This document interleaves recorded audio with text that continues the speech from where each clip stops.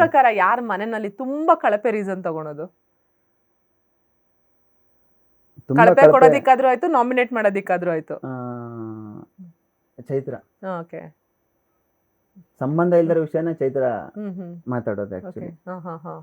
ನಿಮ್ಗೆ ಏನ್ ಅನ್ಸುತ್ತೆ ಈ ಲಾಸ್ಟ್ 2 ದಿನದ ಚೈತ್ರ ಅವ್ರ ಉಸ್ತುವಾರಿ ನೋಡಿದ್ರೆ? ಮೇಡಮ್ ಅದು ನನಗೇನು ಹೊಸದ ಅನ್ಸಲ್ಲ. ನಾನು ಇದ್ದಾಗಲೇ ಅದೇ ನಡೀತಾ ಇತ್ತು ಆಕ್ಚುಲಿ. ನಾನು ಅದನ್ನೇ ನೋಡ್ಕೊಂಡ್ ಬಂದಿದ್ದೀನಿ ಆಕ್ಚುಲಿ. ಆ ಕಡೆ ಹೆಂಗಾಗ್ತದೆ ಅಂದ್ರೆ, ಒಂದು ಟೀಮ್ ಇಂದ ಚೈತ್ರ ಬಂದ್ರೆ ಚೈತ್ರ ಉಸ್ತುವಾರಿ ಬರ್ತಾ ಇದ್ರೆ ಅಂದ್ರೆ ನನ್ನೇ ಉಸ್ತುವಾರಿ ಕಳ್ಸೋರು. ಯಾಕಂದ್ರೆ ಆ ಚೈತ್ರನ ವಾಯ್ಸ್ಗೆ ನನಗೂ ಮ್ಯಾಚ್ ಆಗತ್ತೆ, ನೀವು ಹೋಗೋಣ ಅಂತ ಹೇಳ್ಬಿಟ್ಟು ನನ್ನನ್ನೇ ಉಸ್ತುವಾರಿ ಬಿಡೋರು. ನನಗೇನು ಹೊಸದನೇ ಅನ್ಸಲ್ಲ. ಮತ್ತೆ ಚೈತ್ರನ ಉಸ್ತುವಾರಿಯಲ್ಲಿ ರೂಲ್ಸ್ಗಳನ್ನ ಬದಲು ಮಾಡೋದೇನು ಹೊಸದಾಗಲ್ಲ.